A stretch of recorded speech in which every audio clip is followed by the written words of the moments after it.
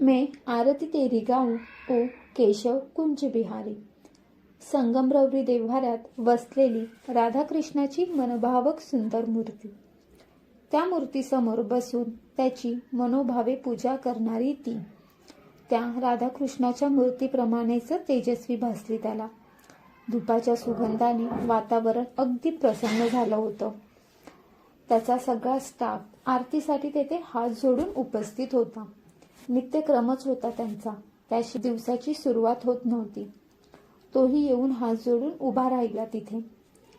आरती झाली तसं त्यांनी त्यांच्याकडे बघितलं. तसं गोड हसू त्याच्या चेहऱ्यावर आलं.